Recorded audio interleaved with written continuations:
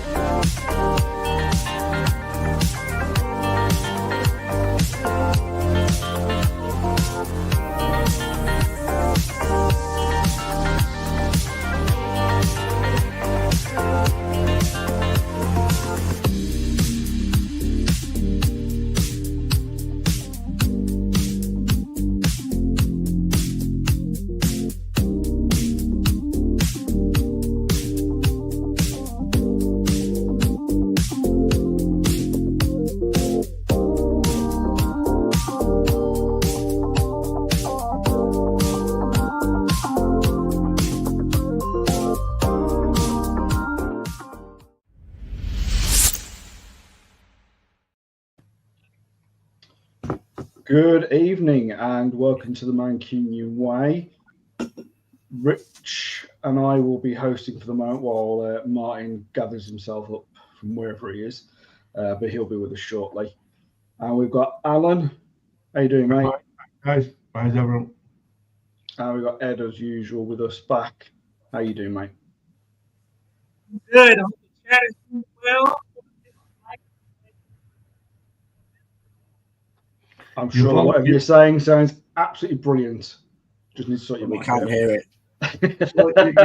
Your volume and your voice thing needs to altering, mate.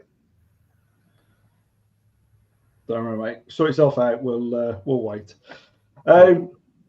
So I'm not sure what we're going to talk about tonight, to be honest, because there's very little to talk about. Nothing really has happened over the last 24 hours. 48 hours. So I think we may struggle. Am I right? Well, yeah, because we can't sign anyone because they're all playing internationals. Oh, there we go. There's good old Alan. Until they hold up the shirt and it's all sealed and signed and delivered. Correct, mate. We haven't agreed fees for the clubs, between clubs. We've agreed terms. Yeah. But that's it. And with Alan on that, the amount of wasted emotion by fans about players, we're going to sign them, we're not going to sign them, we're going to sign them again, then we're not, then we are. It's hilarious. But, wait till you see. I mean, at least wait till you see a public announcement by the selling club on their stock market, or they're in the shirt or something. But no, I mean, it does look pretty good on 3 players. It's pretty widespread. So I think God help me with you two tonight. If it was just me on my own, just need Martin and Pat to turn up. Well, let's be honest, Pat to turn up. Can we? Martin will have an in the know about 2 signings that have collapsed since yesterday and everything else. Anyway, so yeah, we'll get a secret one that he's got up his sleeve. Yeah, he's good. Well, what I will say is, Richard, who's been cleaning your office up, because all your pictures are all lined perfectly. They never were like that before. And all your videos and your books are all in order and colour coordinated as well. Looks very good, mate. The books isn't me, but I've lined up the paintings. Can you guys hear me now? Yes. Not very clearly, but just much better. Very good. Good evening, Martin. How are you? Oh, was he froze? He froze. Good evening. Hope everyone is all right. Or you just delayed it in some fashion, Martin? Are you behind the rest of us? Yeah, no, you just froze there for about 10 seconds with a dramatic pause, like you're going to say something significant. I don't say anything. My Ethernet. Big up the chat. Big up the chat. Sorry. My Ethernet was being weird then. Yeah, good evening. Apologies, I was dealing with my dad. My dad's not very good at the moment. Yeah, so I do apologise. I was in A&E the other morning. So, yeah, my apologies for my tardiness at the moment. But, yeah, good evening, everyone. What was we talking about? We were just saying there's very little to talk about, Martin. Like, nothing has really happened in the last 24 hours, you know, so we're going to struggle with topics. We haven't seen anyone. We haven't seen anyone on the website with a shirt, holding up a shirt. There's been no one holding scarves up, so Alan's saying it's all bullshit. Exactly. And Rich, to be fair. Until they do that, mate, and they've signed a contract, we've not signed anyone, not one person. They've got medicals booked in. They're just doing a medical because they fancy doing it. I know. They're playing international. They're playing international, so nothing will happen until they finish that. Let's be honest. Anyway, yeah, good evening. Is anyone else in a good mood and doesn't think that, you know, we're not signing anyone? Well, until it's done, mate, it's not happened. Until Alan sings, it's not happened. Good night, everyone. Good evening, Sean, Kathy, Michael, Staffer, House Captain. Hope you are all well. Blue Heart made a very poor joke earlier on. Need to word with you. See me after class. No, but Martin, I think we got a lot of work done. Yeah, and we're not finished yet. Big up the chat. You guys can hear me better? Am I clear? Yeah, miles better, mate. All good. Okay, appreciate it. Big up the chat. It's great to be back on the panel with everybody. Hit a like button on the way in, and yeah, man, I've been excited about these signings. I was listening to Alan and Rich earlier. I mean, come on, guys. Let's mate. That's fine. Let's just make sure it goes through. Many a time we've got to this far, and then they've gone somewhere else. No, but we've been doing great business. 33 million for Norwich. Yeah, I think that's good business. You know, we got one of the best eights in the world for 45 million. It's off to a good start, I would say. Jack Grealish is done, finished, finito. John Stones looks like he's next out. Sorry, Rich. Yeah. No way. When did you hear that? Hang on. When did you hear that about Johnny Stones? I think he might end up at Everton. Really? Mm-hmm. Sad. He's been brilliant for us. Hey, listen, good evening, Nick. I think you're going to move forward. We said this, people come in, there's going to be casualties in it, I'm afraid. Yeah. Very sad. But yeah. Anyway, let's get to the good stuff. City, here we go. We will talk about Club World Cup. We're going to do that. Obviously, we'll go into it more tomorrow because there's a transfer waffle show tomorrow. Daps is going to substitute for LB while he's at the LB's going to the Dan Potts yearly get together, which I'm not able to make, sadly, at the moment. So yeah, Churka, Ain't Nora, and Rudolph the Red-Nosed Reindeer. Yeah. Medicals all booked, fees all agreed, everyone coming in, personal. Rich isn't that bothered. Rich looks like he's not that arsed. No, it's old news now. It's old news.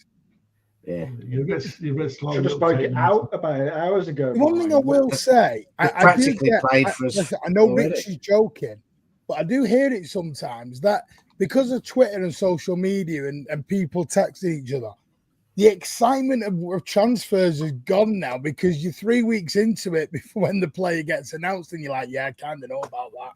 Move on. Who's the next one? It's like Verts. Liverpool fans are going to be like, yeah, we know about Verts. Move on. Who's next? It's kind of done now. It does take away the excitement a bit. But yeah, you know, 3 new players going to be in for the Club World Cup. The beach thing is we've finally got a left back for the first time in 800 years. It will be nice to have an actual left back at the club. Are we buying a right back as well, or not?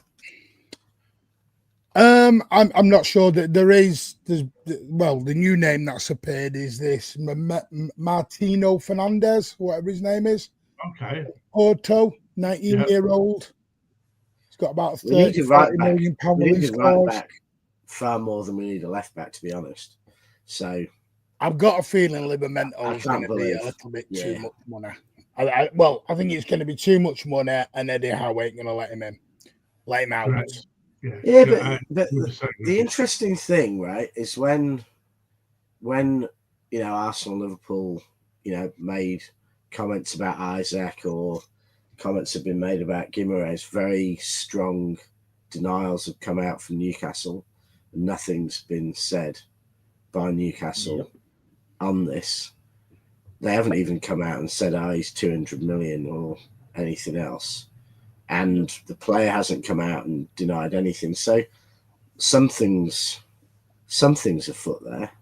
And I actually reckon, you look at when we had the Newcastle fans on earlier this year, they'd have bitten your hand off, honestly, if we'd have been talking about the sort of money we're talking about Livramento. So I don't know. I think we can't sign another foreign player. If you follow Nobbin's show or something, we've got to sell about 26 before we can even register the ones we got now. Yeah, we're kind of at a limit on foreign now.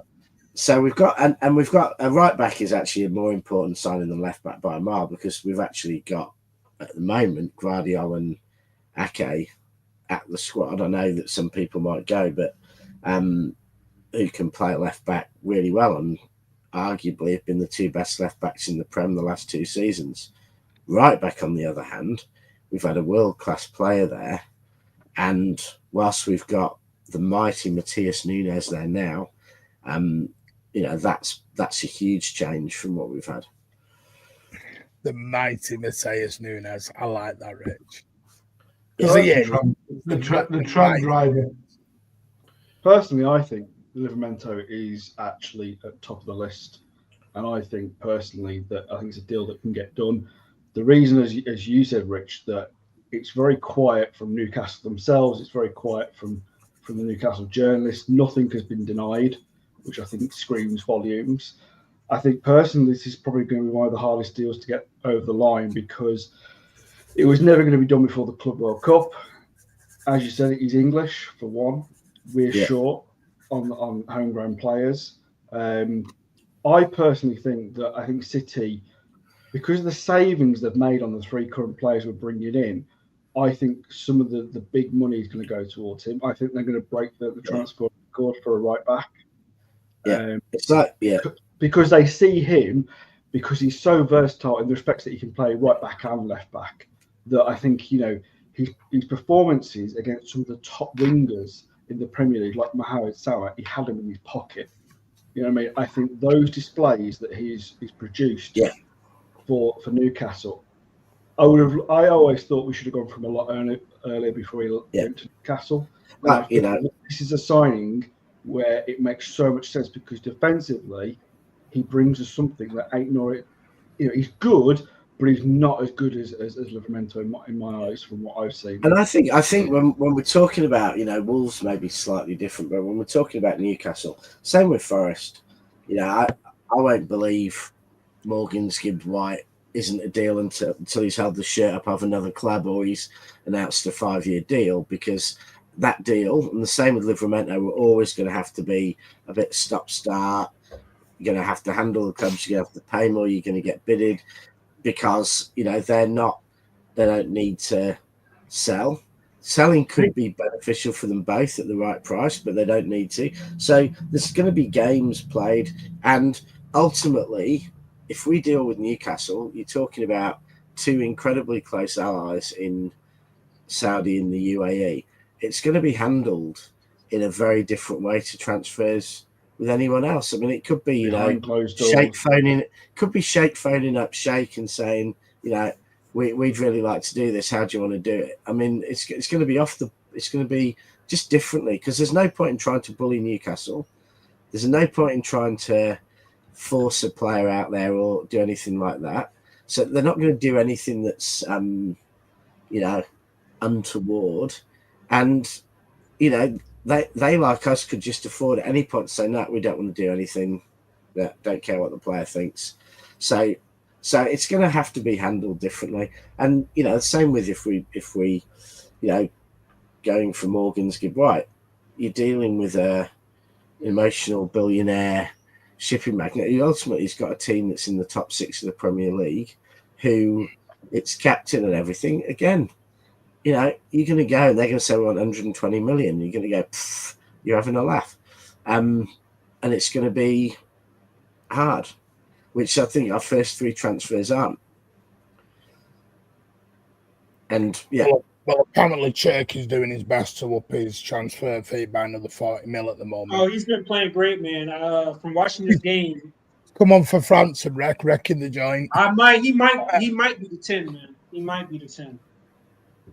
But no, for this Livramento thing though, I just think that if we were willing to go 100 plus for Bertz, and now we've made all this good savings, I don't see why not. I know I was looking in the chat. I saw what Dar said about a guy being under 19, but I'm more concerned. We need quality. We just don't need a youngster that's okay, and then you have him and Nunes. That means what? Nunes potentially would probably be better than him. And I'm trying to upgrade from Nunes personally. I'm not to say he's a bad player, but for where it's not hard to upgrade from Nunes, mate.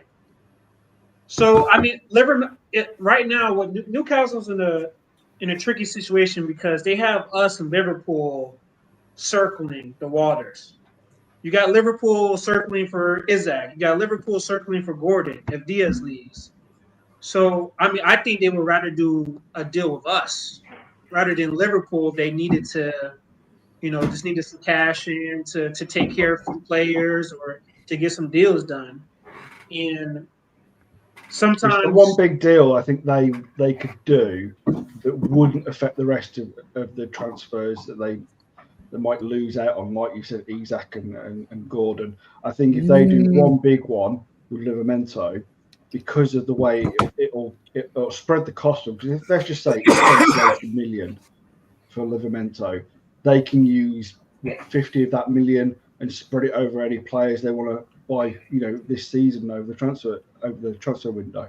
So I think, if they lose one big one, they can probably end up keeping the likes of Isaac and Gordon and not have to worry much because they can go out and buy another right back that can, make do or help them progress. Right now in Newcastle they were lucky in some respects to make Champions League. It could have gone the other way quite easily. They're still on a journey, and their journey is they're still not as strong a position as some of the teams above them. Not quite. They could easily spend a couple of 100 million even without selling. So they're not. I don't think they can, Rich. No, I don't think they can. I don't think they can, Rich, because the problem is hang on, Rich. Yeah. They're very dangerous because I don't know if you watched or read the Stefan Bolson PSR latest one. They're dangerously close on UEFA PSR. They are before June. No, even after that. It's the wage turnover, Rich. Yeah, wage turnover is not good. Doesn't matter whether it's June or afterwards. That because UEFA has a different PSR to the Premier League, doesn't it? Yeah. UEFA on that. They're going to have an extra 100 million in their books next season. It doesn't matter, Rich. The problem is you've got is they're at about 85% of wage to. Martin, I'm sorry to cut you off. Turkey has 1 goal and 2 assists in 30 minutes. My word. I'm sorry. I was reacting to the chat. My bad. You jumped up there, didn't you? Your eyes ready. But so that's the problem, Rich. They were at about, I think it's about 85% wage. Yeah. No, I understand for this season, but for next season it improves. No, it's for next as well. But because if they need it for this season, though they're struggling going into the Champions League. They're completely fine on Premier League. UEFA, they've got two problems actually with UEFA, because I was reading about it, is Livermentals, I disagree with Aussie, whereas Livermentals the hardest one to get out at the moment, because they've got a homegrown / federation trained problem going into UEFA. So where their problem is, this is why they're looking at, believe it or not, Tim Krul and Fraser Foster to come in as goalies, because they need to get their homegrown. Because UEFA is very different. Whereas it's hard to explain this, the Premier League rule is 17 foreign and up to 8 homegrown. UEFA, so the Premier League is more emphasis on your foreign people, whereas UEFA's rules are like the opposite, that they put more emphasis on your club trained, association trained players than they do your foreign contingent. It's a bit backwards. It's the same. You can put a squad in with no association trained. You're just limited at 21. No, but that's what I'm saying, Rich. They're struggling, which is why they're trying to bring in Tim Krul and Fraser Foster as goalies. In fact, club trained. Yeah. They want to find. And fortunately for us, Livramento isn't a Newcastle, a Newcastle lad. Because if he was born and bred in their academy, it would be impossible. But all it has to be is he's taking up an association trained place. Yes. The other problem with UEFA, the bigger problem with UEFA is that a lot of the under 21 players who, especially if you sign them recently, they have to be with you quite a few years before they can go on the B list. So our problem is that the players like Echeverry, Rice, Kuzanov, Savio haven't been with us for maybe 3 seasons long. So they have to take up an actual place in the 17. Whereas in the Prem, or if they're home trained, if they're 20, you can have an unlimited number. And that's the problem with signing good young players at 19, 20. That gives you a big difference between Europe and Premier League. Like David T. David T is the Newcastle man, and he'll know this. Because the actual rule is the Champions League squad rules is require 25 players on list A with restrictions on locally trained athletes. List B allows an unlimited number of players born after 2003, as they've been at the club for at least 2 years. Clubs must adhere to the homegrown player quotas or they face repercussions such as reduced squad sizes. So that's why I actually think Livramento will be the hardest one to get out now from the. But you automatically receive, like, if you only have 2 homegrown and 2 club trained players, your squad's reduced to 21. Yeah, we only had 20 a few years ago. Is there an argument to say that maybe a player from ours goes in the direction of the likes of McAtee or Rico? Just as an argument. If they wanted, I think that's the only way you'll get around it. If there's a player they really wanted, Yeah, there's no Oscar Bob, but yeah. Oscar Bob's the one they want. They're not overly keen, and I don't think City are willing to do that. They're not willing to give up on Bob. If I'm going to be honest, I think this is why the reason they've moved to this Martin Fernandez at Porto is because he's only 18. It doesn't matter whether he's foreign or whether he's homegrown. He doesn't have to now then be included into our squad. So for 2 years, we'd get away with a free squad member. For Premier League, not Europe though, not Europe. Europe, we'd have to kick out a senior player. You can't sign an 18-year-old for right back. He's 19. Fine, you can't. 19, 18, very little difference. You can't sign someone that young to fill and replace Kyle Walker as the main guy. And as it was said earlier, Nunes, for me, Alan, you think he's an awful player, but I think, to be honest, he stepped up. He stepped up with last season. It wasn't his natural position, and I think he had some good performances. Yes, he had some shockers as well, but I think he added something and helped us last season. He put some important performances in and crucial assists and goals. So I don't think you can just rely on Núñez and a 19-year-old kid who hasn't played in the league before. So I disagree with that entirely. I personally think, you want to be going for someone who's done it in the league, regardless of what it'll cost, because you need to have that right position filled.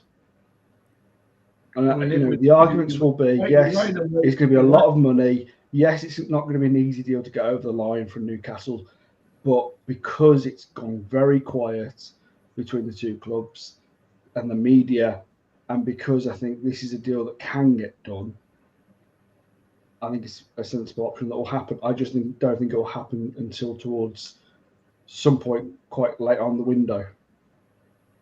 What's up to Cambiasso? That deal's gone very quiet. He's happier with the manager. Well, he's not fallen out. He's unfallen out with the manager. They were concerned about his injury record. That's no longer a deal after all the trying we did in January. Well, we could, anything could still happen. Things change all the time. Turkey wasn't number one, Alan. Alan, so no deals off until you haven't seen them in the shirt on the website. Correct. The deal doesn't fucking exist until he's wearing a shirt. But like I say, I'm going to be straight. If I was a betting man, I don't think Livermore happens. I just don't think it does. I don't think there's just too many hurdles. Yeah. I don't think Newcastle. I don't think Newcastle in a position they need to sell. I think Eddie Howe is a major problem because now the other guy's gone. Yeah. Eddie Howe's going to have most control now on everything, and he's very big on English homegrown players. So I don't think Livermore goes at all. I think that's just one thing we've had to move on from, sadly. It is what it is. It is what it is. It's like tonight, like some people say Cherky's performance will mess around with the fee. It won't. The fee's agreed. Tonight's performance isn't going to change the fee for Cherky. It's agreed. Done. How's the fee been agreed? Yes. Yeah. Right. He's already got his medical booked in. The medicals are already booked. Yeah. So I mean, everyone's going into Yeah, I think we have, in some ways, I think we have to sign a top quality right back, and I would say, arguably, it's the most important signing of the summer in some senses. Yeah, possibly number 8 first, but after that, a quality right back is the most important thing. So I find it hard to believe that after all the talk, especially after last season and after Khaldoon's talk, that it would be very, very poor for the club if we don't address that position with a senior quality top player. If we're putting all our eggs in that basket, it would seem pretty incompetent of me, given the relationships between Saudi and UAE, that we don't know whether, if it's not going to happen, we should know. We should have been told top to top, you're not going to get that deal, and we wouldn't even be thinking about it, I don't think, because I think it would be a massive hole in our work. And I know Alan thinks we're deeply incompetent, but I don't know that we are that incompetent. I'll tell you what it is. Fans think this game is FIFA. You stick the bid in, the next day the player's there. It don't work like that. I keep saying there's lawyers involved, agents involved. These things take time. Fans are too impatient now. Fans are way too impatient. They think you get linked with a player and the next day it goes. Hardly anybody except goes in properly with the first bid. Everyone dicks around on the first bid. They go in and they play ball. Florian Wirtz turned us down, a month ago? Liverpool have not even fully agreed a fee yet, and they're 4 weeks down the line of it. People got to stop behaving like it's just click fingers, player appears. It's not that. They take time. And that's why like payment structures. Go on, Ed. No, I was going to say that's why I don't, and I think the panel agrees with this. We don't see this happening in June time. This is probably something that we'll see what Newcastle does in the new calendar year with their business, and it's going to depend on the restrictions they have. And I know Eddie and I think they're going to have to make a decision between those three players I listed before at the end of the day. And it's just going to be up to Eddie Howe to make that decision who he wants to keep. Because with their wage structure and with Tonali after this year is on 2 years. So they have a lot of things to think about when it comes to the players that they have and the ways they get. So we'll see what happens in July. Yeah. And Martin, what you say is very, very true. But the truth is, and I think this is true of a deal like Livramento, we saw it with Bernardo probably most famously, but we've seen it with other players. That 6-month dance can take place in the media, or that 6-month dance can take place entirely behind closed doors. There's nothing to say, and it still happens sometimes where you turn on the club website and there's a player just signed in a shirt and you haven't heard anything that's going on because the agents haven't leaked it, the clubs haven't leaked it, and they've behaved well. And between certain clubs that still happens a bit. So I don't expect City and Newcastle to insult each other, and by playing this out in the media, I don't expect, if Livramento happens, it's the sort of thing that either we're going to see on the Newcastle website he's signed an extension to his contract, or we're going to see on the City website he's signed. I don't think we're going to see a big public dance. I don't think they're going to be talking to their in the nose in the media and the fan base about a deal like this. I don't think they're going to be leaking. I think it's going to be tight. So whether it happens, who knows? But it's not. Totally it's agree, not going to be a dance. Yeah, totally agree. Yeah, I mean, listen, we've all seen it. Alan's had a meltdown this week on Twitter. What we doing? Why they not signed him? What they doing? But Alan panicked because that story come out, the bid being rejected at 23 mil. So Alan's like, "What WTF are we doing here?" Yep, he sent me a screenshot. He sent me a text about once every 6 months, and this first one was just suck the fucking board. Sat the board. They've gone into low ball. What are we doing here, bastards? Yeah. That's how much my fucking season ticket costs. Because the way things are, be like that, is the way things are is if you want a foreign player, they've got to be under 21 to get into the squad right now. We're at 19 foreign players. Some people are going to have to shift. Martin, I'd go further. I'd say they've got to be under 21 and they've got to be happy not to play in the Champions League. Yes, there's going to have to be rules that people come into it. And that's I think we will have a couple of players in our squad, and we did last season when we signed 5 and only 3 of them could go in the Champions League squad. I think we're going to have a couple of players in our Premier League squad, not in our Champions League squad. Yeah, and what I think will happen is, I think the 3 we've got now will be the 3 that go to the Club World Cup. We'll put everything on hold, and then when we come back for the second part of the window, I think we'll make more signings in that as well. I think we're done for the Club World Cup. So who's going? Who's going to equal it out? Well, that's the thing, Alan. There will definitely be more outgoings. Who is it? Well, we already kind of know that pretty much Grealish is on the chopping board. It just depends on what sort of deal. Yeah, Grealish is going. It just depends on whether it's a loan or whether it's a permanent deal with Grealish. Alan, I think there's some chat. Yeah, I think there's some chats going. I think Mendes and City will be, basically talking about Edison. I think Bernardo's going to stay because I think we're going to keep one of the. And I think Gundogan will probably go to Turkey. I think Gundogan will, go and get a really nice contract. Go to,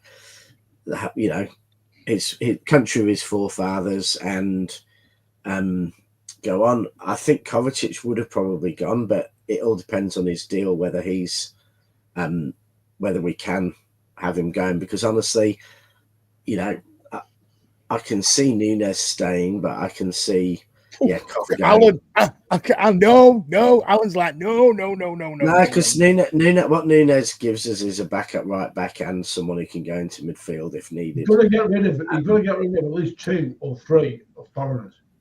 Well, you're going to have De Bruyne, you're going to have Gundogan. You've got rid of De Bruyne. You're probably going to lose a Gundogan.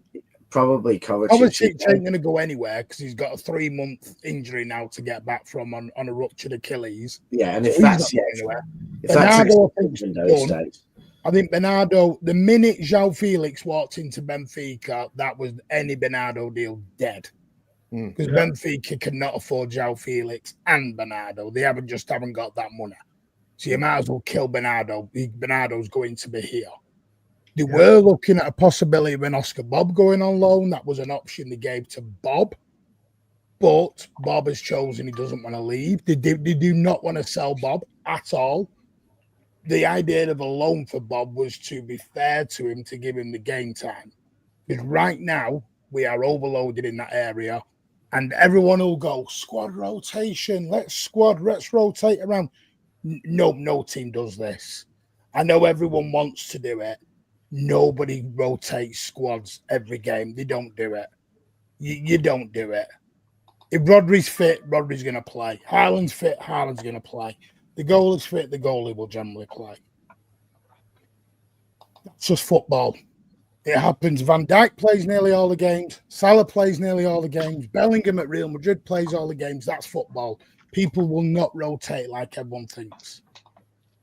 You'll get the occasional rotate, and the 60 minutes, I played 60 minutes, gets to get the game won and come off.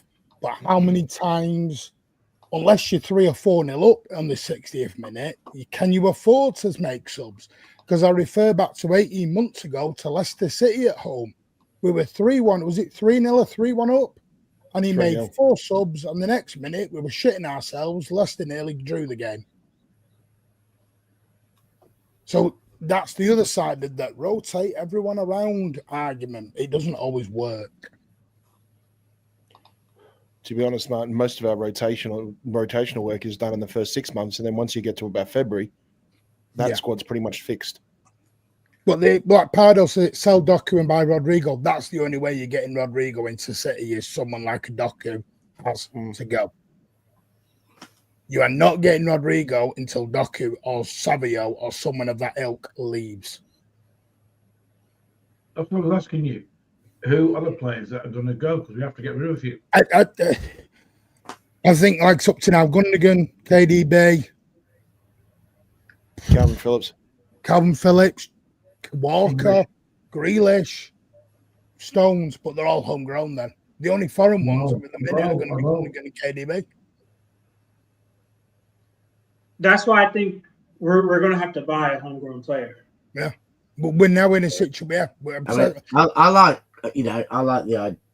I think the first, if I was City, apart from these 3 deals, the most important thing we've got to do is sit down with Edison and George Mendes and say, we need to know today, are you staying or going? Here's your contract. He should have been given, I hope so, but he should have been given more money. And if he stays, I hope he's signing an extension, not because of the financial thing, whether he goes for 15 million today or 3 in a year or whatever, I don't really care about.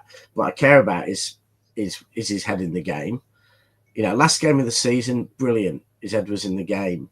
And a few games later on in the season, his head was in the game. But they were early on in the season and around that, period, probably November, he just looked like, I want to be gone in January. And we need Edison on his game, because if he is, he's the best option we've got. And we said it on the show the other day, we would rather keep him and not have to bed a new goalkeeper in along with everyone else. Because I actually think with fast fullbacks and stuff, a whole new dimension, it could be a whole new,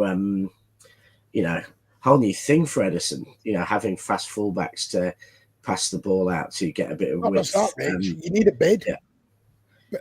Yeah, that's what I'm saying. They've got to say to him, Edison and Ortega are staying. No one's bidded. He can't say, well, they're going to leave. Well, if no one bids, Pep, what are they doing? Yeah. So but right Edison, now, he said the right thing. Until somebody bids for Edison, they can't negotiate anything with another goalie. Yeah. I mean, the way things have been Ortega going too, worries Martin. me less. Yeah, I was just going to say, it's just the way things are going, yeah. Rich. It sounds like the ship's already sailed for Edison going to Saudi. Well, hopefully, and then he'll sign an extension, and his head's back in the game, and we're sorted. Personally, I think getting in a couple of homegrown goalkeepers and selling Ortega, if we could, is something we should consider, because assuming Edison extends and stays, or even if we signed, Diego Costa or whatever, that goalkeeper can and should play 60 of the 70 games in the season, which an outfield can't. Yeah, that would be brilliant. That would be perfect. But if he wants to accept being a backup goalkeeper instead of being a first team keeper, it's like there's a keeper at Sunderland we've looked at a lot. But again, he's just been promoted to the Premier League. Would you want to leave being, playing 38 games in the Premier League to possibly playing none or 3? I mean, that's the problem.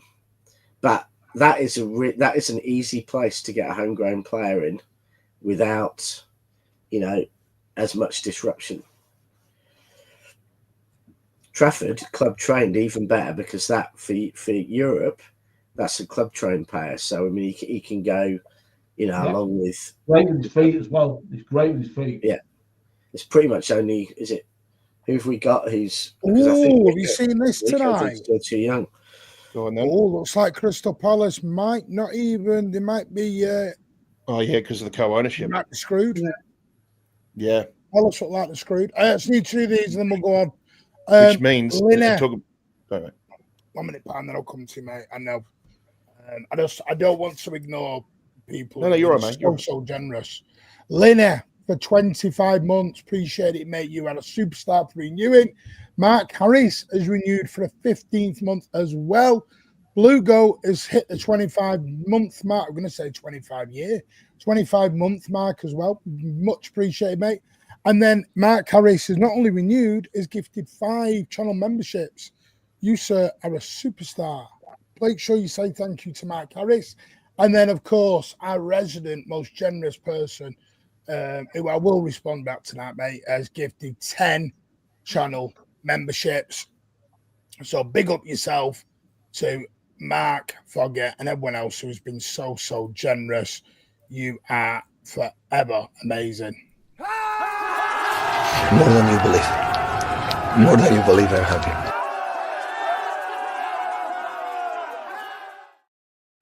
And then we've got a couple of super chats from Jay Fresh, my boy from Canada. I said, Cherky November, Martin. Baller. You did. Dash with the £2. Cherky, the definition of a proper 10. Maverick. There you go. Thank you so much, gentlemen, for your kind generosity. Right, before we go on to the Club World Cup, and I know we're doing the Cherky and doing the doom and the gloom on the homegrown. Can we talk about Pat Reinders? I've been watching this guy today and yesterday.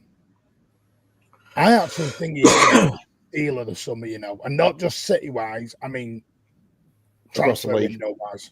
Yeah. I get more excited over Reinders than I do Cherky at the minute.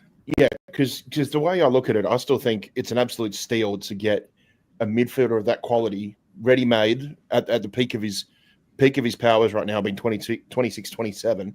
And the fact that they'd only just re-signed him there at Milan, back in March, I believe it was. Yeah. 5 years on his contract. I'm surprised they weren't asking for over 100 million for him. And then to get him for less than 60 million pounds, it's an absolute steal. You're right. I think value for money, we could possibly look back on this at the end of next season and say that this was probably pound for pound, dollar for dollar, probably the best signing, because it's got all the makings of a quality midfielder there, who he'll be able to read the game. He'll have great midfielders around him too, and certainly as we've seen from his stats last season, the guy's got a bit of pop in his boot as well too. So we could see plenty of goals from this guy as well. If he can do half the job that a Gundogan can do in terms of arrival in the box and passing between the lanes and things like that, this guy could absolutely rake in this season. So I get what you're saying, Martin. Like the more and more I think about it, the more and more I'm hyped up for him. But at the same time, too, you know, Cherki and Nuri are going to offer us something completely different, something that's been lacking for a little while now. But again, I think you're right. I think for the next few years, we could easily see Tijani Reinders being like, you know, if he does what he was doing at Milan, he could easily be like one of the first names on the team sheet every single week. And I'm so excited. Does that not worry you though? You're saying he does what he does for Milan.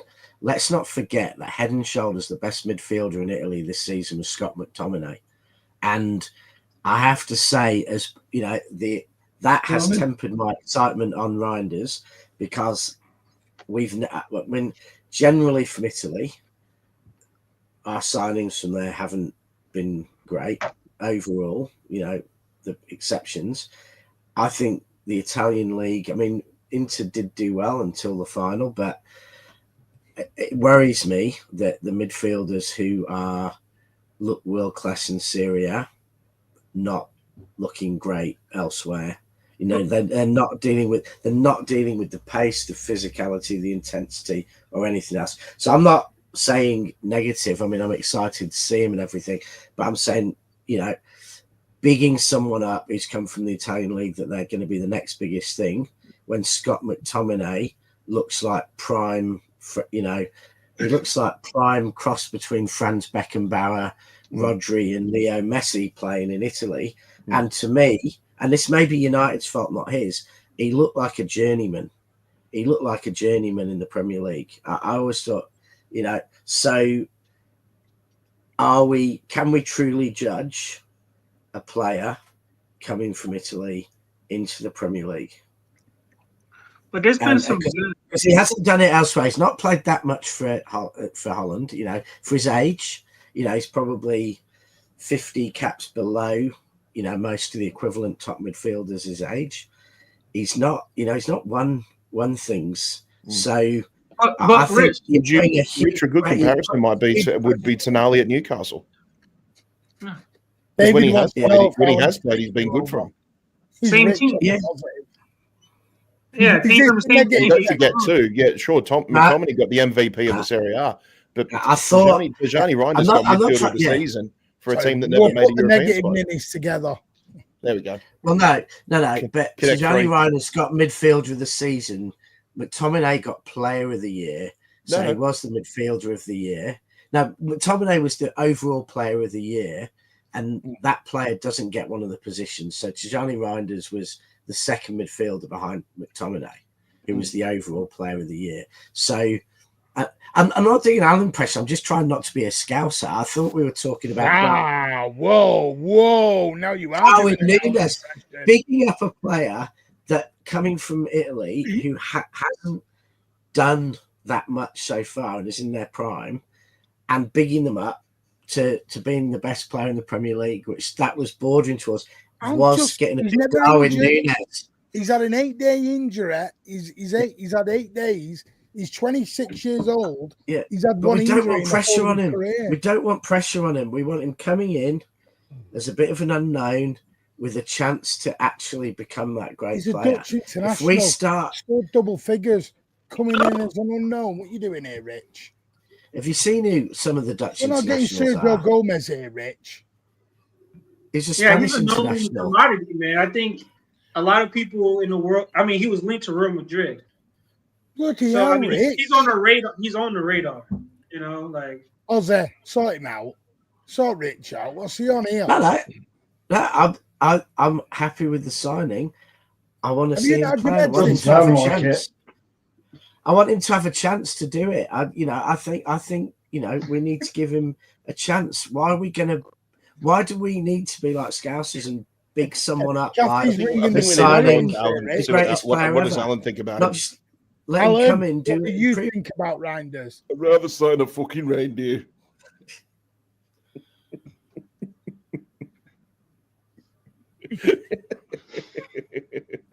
Yeah.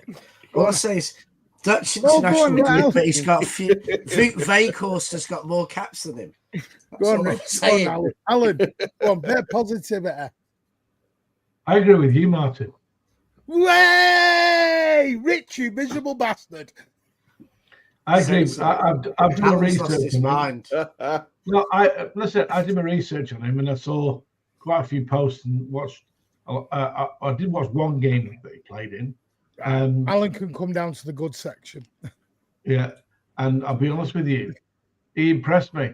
But the telltale signs have to be in the Premier League, week in, week out. So we'll have to wait and see because no one knows. No one. By the way, this is true. I got this the other day. Real Madrid had a sneaky little go at him at the end.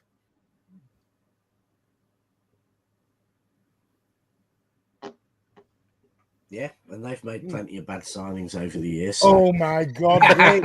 What's his?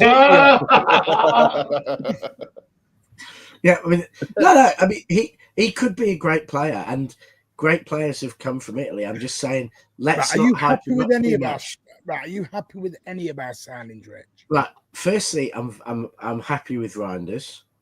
I'm very happy. You don't sound like you are. And I'm very happy with Aït-Nouri. And all right, Turkey, I think, is a free hit. I think that's the vegetarian dish at Christmas when you don't have when you don't have turkey, you have churkey. Beef jerky. No, Turkey looks fantastic. Parts of America, they have like turducken for Christmas and Thanksgiving. Would turkey just be a chicken and a turkey?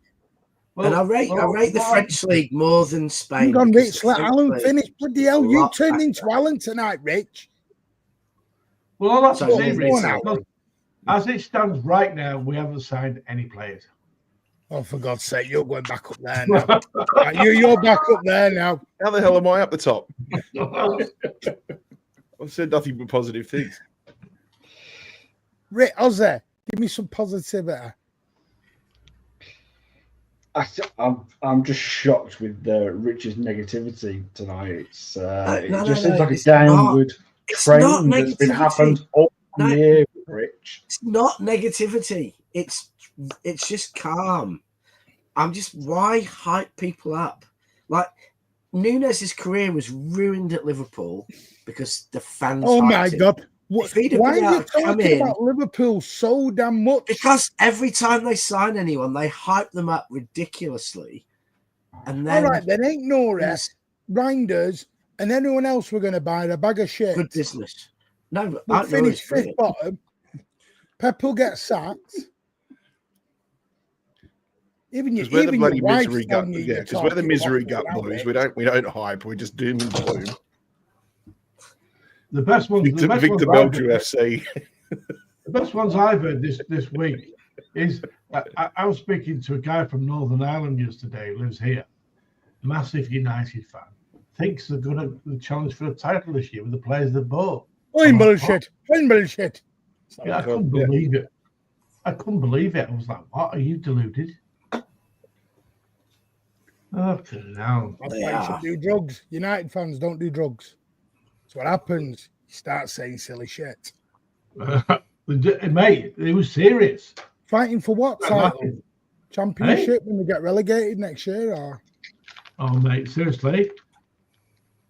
I don't think I've laughed as much as I did when they got beat against Tottenham. Fucking brilliant. That was hilarious. Yeah. So 32 million agreed for Aït-Nouri. That's a brilliant deal. He has played. Have Wolves agreed to that? Apparently so. Yes, 33 million. 33 million. Okay, now, we've seen him play top quality in the Premier League, and technically he's a fantastic footballer. So, I think that is a very low risk signing. I think Cherky's is a bargain. I think he's possibly a player who would be going for 60, 70, 80 million if it wasn't for 1 year left on his contracts and stuff. So I think that's a free hit. Because I think Cherky could come, play badly, and you'd still sell him for double what you pay. So let me tell you the stats of Turkey. Oh, hang on a minute. Whoa, bit of breaking news to everyone. Now, I don't want to do the ITK shit. But has anyone noticed Algeria played Rwanda this evening? Oh, I've seen this. I've heard about this. Somebody was not in the squad tonight. Yes, I wonder why he was not in the squad. Yes. Well, his team's agreed a transfer. Nigerian left wing back decided to take himself out of the squad so he could go and get his medical done somewhere. Am I right? I mean, I didn't mention that on the South Stand yesterday. You know what I mean? And I got called bullshit. You know, just no, not Well, saying it's all in timing, Martin. It's not what But you no, say. let me tell you It's the not what stats you say. It's when you say it. Let me tell you the stats. Let me tell you, guys, the stats of Turkey He tonight. signed the shirt. Chad is talking about it. He's got to have that scarf in his hand. He's missed his international to come and do a medical, but he's not signing everyone until that shirt's up in the air. This is Turkey. 27 minutes, 27 touches, 1 goal, 1 assist, 18 accurate passes, 95% pass accuracy, 4 accurate long balls, 3 chances created, 3 passes into the final third, and 2 ground duels won and 1 shot on target. Yes, Turkey is done. Right, listen, I know everyone goes off Fabrizio, and Fabrizio is the only one anyone will ever listen to. I don't know why, but Turkey's agreed. Yes. Mm-hmm. Well, get it done. Get it flown to Manchester now. Yeah, how dare you play for France? Piss off, you. What are you doing? Getting injured. How dare you get a goal and 2 assists off the bench? What do you think you're doing? Yeah. They were 5-0 down at the time, though, weren't they? So Give me that controller. Exactly. Where's that probably controller? wasn't a really realistic football test. So Ryan Cherky was inspired by the 86. So Rich, remember rightly, we were 6-1 up, and United came back and us at the Etihad because we took the 4th penalty. Do you want? How much are we giving? How much are we giving Turkey? 800 grand a week. 5 million signing on. About 130, I reckon. Right, 130. I'm just taking the deal. No, he's not. He's on 10K, man. He's on 10K. He's getting 10K, yeah. No. You know what Cherky will be on? Cherky will be on about 100K. They'll come back, and if he has a really good couple of seasons at City, then they'll come back, reassess his contract, and then that's when he'll start going for the big boy dollars. Yeah, 200K, 250K. Guys, that's how we do it. 3 will sign for Manchester City, and all 3 will go to the Club World Cup. Alan, I'll have you that bet live on air. Double the quits, you 50 quid. What's this? That all 3 will sign for Manchester City. Double or quits on your 50 quid bet. No. You're never gonna see the money, mate. So you can double or He quits needs forever. to send me his PayPal account. He hasn't done it. You've got my PayPal account details. Alan, I've seen you in person. I've seen you in person many times since you right, hang on. I'm going to send Alan the PayPal account details. Don't you worry. Carry on, you lot.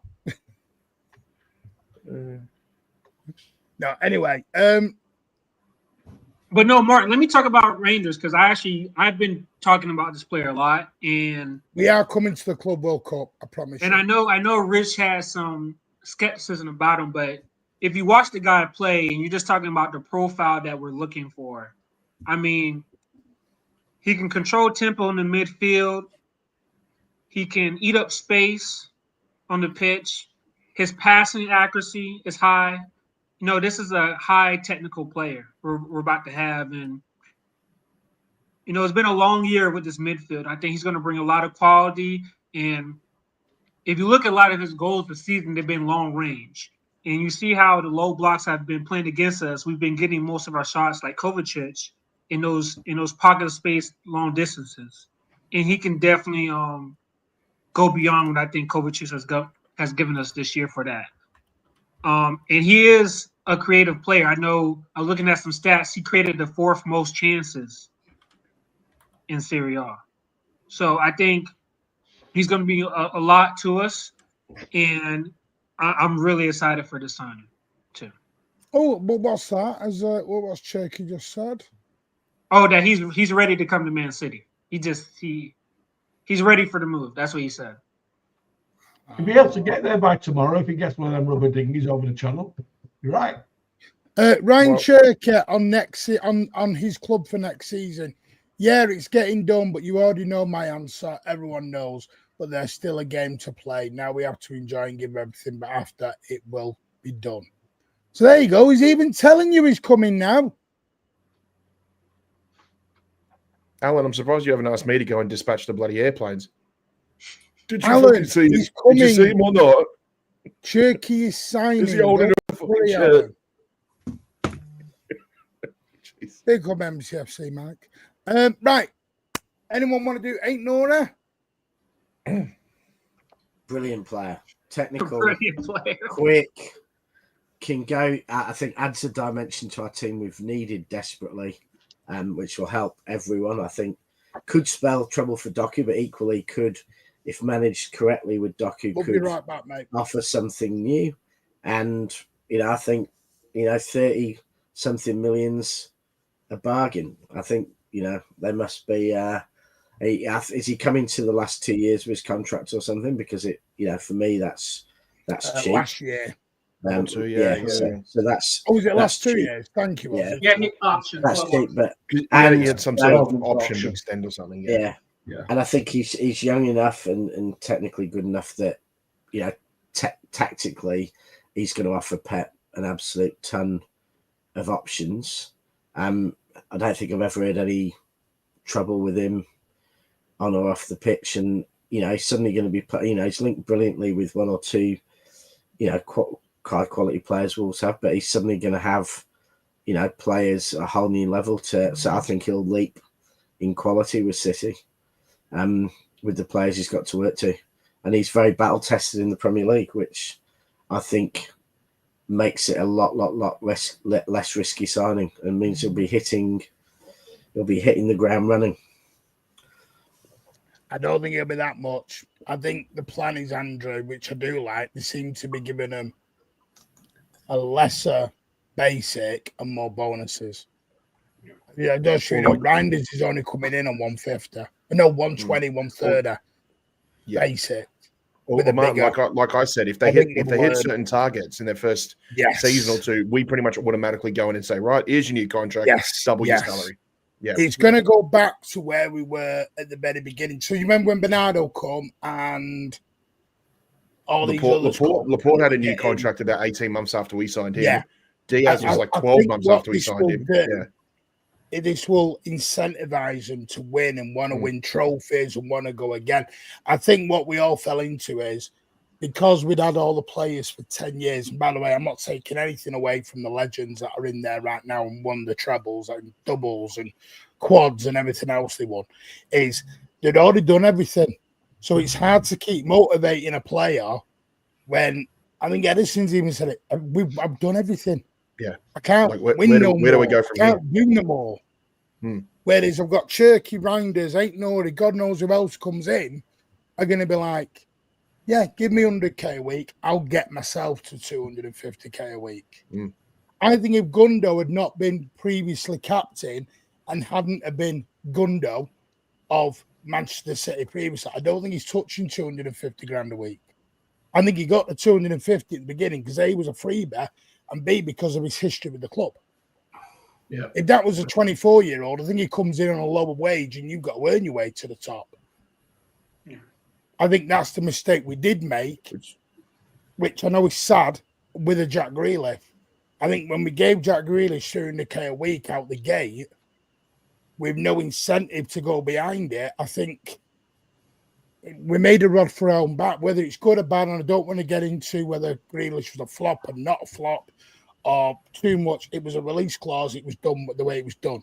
But the simple fact is, Jack Grealish just got put on 300k a week. He never had to earn his way to get there. If that makes sense. And I don't think even Haaland had done what, 2 years at City before you bumped him to 500k? It was 2 years, wasn't it? Yeah, he was on three. I think he was on 350, 375. Yeah, he was on about 350, and then they bumped him up after 2 years of being a goal scoring machine. Which makes Mamouche's contract interesting, Martin, because January signing, he went straight into 290k a week. Yeah. But he's a late bloomer, though. This is probably going to be his, he's 26, 27 now. I mean, by the time his contract will be done, he'll be in his 30s. So I think you can give, and you got to remember, Marmouche was on 40-something goals. To get a player like that in January. Yeah, there's a Christmas song in there, isn't there? Cherky and Reinders.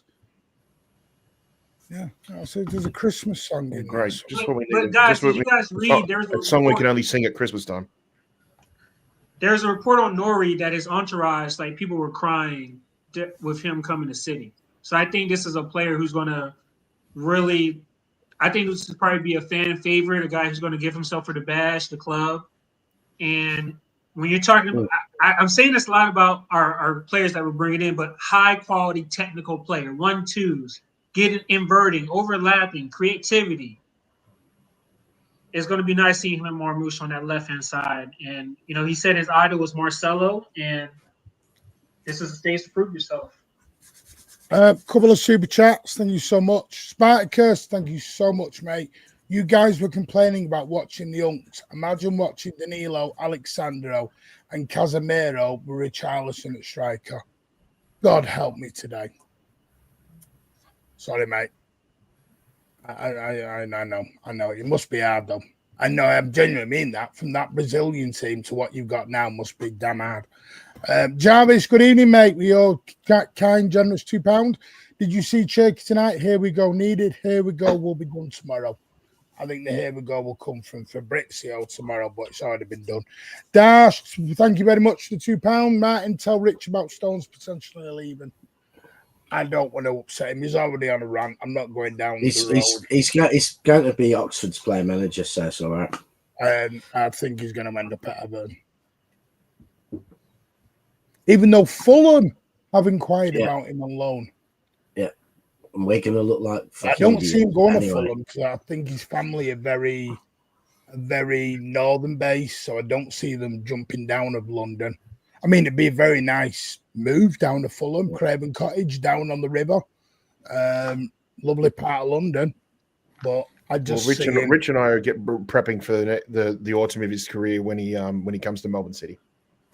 Do you know what I do think? I just think with Everton's new stadium, John Stones goes in, gets made captain, I come home for him. It'd be a nice 2 years. Gets in the Premier League. Gets in the Premier League team of the year. No, Rich, I am going to have one like clowns. No, Rich, I love John Stones. I love him. If I walked in, he was in bed with my missus, I took him in bed. I like him that much. But I'm telling you now, which side would you get in? I am a bit pissed off with him right now. Why? I'll tell you why. Why has he gone to frigging England? Why on earth is he always fit to go to England and he's never fit to put on the frigging blue shirt? It's like true. England is more important than this isn't the first time either. He wants to go to the club. He wants to go to the Club World Cup. No, I know he doesn't have a choice. But he wants to get the Club World Cup. Rodri's not gone with Spain. I know he agreed he doesn't have a choice, but Rodri's chosen to pull out the Spain squad. Because Spain are quite sensible. No, he's always fit for England, it annoys me. He's always fit for England. He's never fit for City, but he's always fit for England. To be fair, have we got any decent centre-back for England? No. So I think it's low choices. But we pay his wages. Bollocks to England. We pay his wages. How does he get fit for the Club World Cup if he's not training? He stays with the physio the same way Rodri's doing, Rich. That's not playing with the ball. That's not playing with other players. Easiest way around maybe he's already been with the physios, and now this is an opportunity to get some game time in preparation for Club World Cup. Yeah, maybe this is I see where Martin's coming from, because it's like all this time away from City, then all of a sudden bang straight into England. But then if he's ready to go now, then where else is he going to play before he has to go to America? So I get where both of you are coming on this, but if City are too lazy to use Stones properly and want to give away the best defender in world football and subsidise them to play for someone else, it's possibly the stupidest thing we've ever done. But if we do it, we do it. Yeah, I think, by the way, that's and speaking of internationals, we can congratulate Kuzanov and Uzbekistan for qualifying for the World Cup the first time in their history as well. Yeah. And did you see all the stories? Yeah. Big up. Did you see all the stories? Yeah. Did you see all the stories out of Uzbekistan? And I can't really believe it's true because City aren't quite this small time. But they were saying that there was a clause in his contract that if he played 10 games, it was in the national newspaper, if he played 10 games, we had to pay like €5 million. So we dropped him after he played 9. Yeah. But I can't believe City are that small time. but it'd be funny. But they said that was 100% in his contract. If Lens were going to be pissed off about that, then we just give him Juma Bar on loan for another season. They'll be fine. Yeah, they dropped Jumba Bar the day after we dropped Kuzanov as well. Mm. Well, by the way, yeah, like I said, obviously, 5-year deal with a further option. Rangers 5-year deal with a further option, and I think Cherky will probably get a 5-year deal with a further option as well. Anything else on transfers that anyone before we go to the Club World Cup part? Go on, Rich. Alan? Nunes to go and transfer to Tram Driver. Metrolink FC. I tell you what, I have to say, Alan, you're going to get battered by Tim next time you go near the Imperial, because all this being rude about tram drivers, I think you're in a bit of trouble. I'm going to be having a word with him just to calm him down. Tim Berry's going to turn up in a Nunes shirt, and Alan's going to turn up in a tram driver's uniform. Yeah, you used to until you started using tram driver as your insult of the day for the City players you don't like. Yeah, what's Tim Berry ever done to you, mate? Come on. Yeah. Well, the best thing he ever did was abused live on TV. Dan Andrews, and he got. He still goes on about this. Yeah, brilliant, absolutely brilliant. Right. People were asking this, by the way, just to let you know where we were with Palace. Crystal Palace are on the verge of being kicked out of Europe completely because they. Basically, the way story goes is the owners of Palace have also got which team is it? They have shares in another club as well. Leon. Which club is it, Ed? Leon. Yeah. So, and they're in both competitions. Whereas Nottingham Forest, which I do think is harsh, by the way, Nottingham Forest owner, you had till April. The first week in April was the deadline to maneuver your shares around. So where the owner of Forest is the owner of Olympiacos, he sold his shares in Olympiacos. Sorry, in Nottingham Forest. He put them into a blind trust. He transferred them to Olympiacos because the way it works is the highest standing team goes into Europe, the lowest standing team goes down. Crystal Palace, Leon are obviously going to. He put them into a trust, didn't he? Yes. Crystal Palace didn't do it, and they've had their appeal rejected in the court today. So as things stand, it looks like Crystal Palace will not be in Europe next season. Yep. And Forest go up from conference to Europa. Forest going to the Europa. And Brighton, their biggest rivals, will go into go into the conference. Into the Conference League. Now, obviously, I think they can appeal it, but it looks like Crystal Palace, even though they won the FA Cup, may lose out. No, sorry, it must take place before the 1st of March, not April, to take effect for the following. Yeah, he had 4 days to do it after they beat Villa. Yeah. So, yeah, it is a shame. It's not nice, but this is part of the multi-club ownership model. This is what happens. Mm. Of course, when it's been talked about on social media, the first thing they go on about is, what about City and Girona last season? That's why it was changed. Yeah. And United and Nice. Is it Nice? Mm-hmm. Is it Nice? Yeah. I think so. Yeah, they're trying to use that. What was the other one? Villa and Vitória Guimarães in Portugal. Yes. Yep. Brighton and there's another team as well. Yeah, I can't remember. Yes, there will be other players coming in, but it'll be after the Club World Cup. Obviously, Club World Cup is now coming up. We know City start their campaign on Wednesday, the 18th of June, 5 p.m. UK. City versus Wydad AC in Lincoln Financial Field in Philadelphia. Then we've obviously got Al Ain FC in the Mercedes-Benz in Atlanta. Al Ain. That'll be at 2 a.m. in the morning. By the way, we are going to do watch-alongs for all these games because people have asked for it. We are going to do watch-alongs for them all. And it will be on YouTube, not on Big Up. We're going to do them all on YouTube. And then the final one at the Camping World Stadium, where I think Ed's going, will be Juventus versus Manchester City on Thursday the 26th, 8 p.m. kickoff. It is on DAZN or DAZ, the DAZN TV. DAZN, yeah. DAZN, which will be, but it's also on Channel 5 in the UK.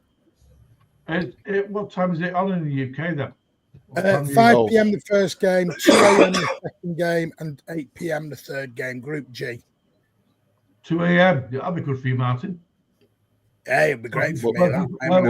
We've got 2 a.m. for the first one, Alan, which we do know going to be ugly. James McAtee and Jack Grealish are not going. They've been completely and utterly dropped. Right, Ozzy, where are you at with the Club World Cup? Some are saying this. Obviously, the club, Khaldun, has said he wants to win it. It's the start of the new season. They're going to win it. They want to win it. Where are you with it? Because I've seen a lot of people, some are in, some are out, some are out, all over the shop with this. Well, if we win it, we get a nice gold badge for, 4 or 5 years. So what's not to like? Which means Ed's going back to the gift shop. Yeah, exactly. You need to reinvent yourself, mate.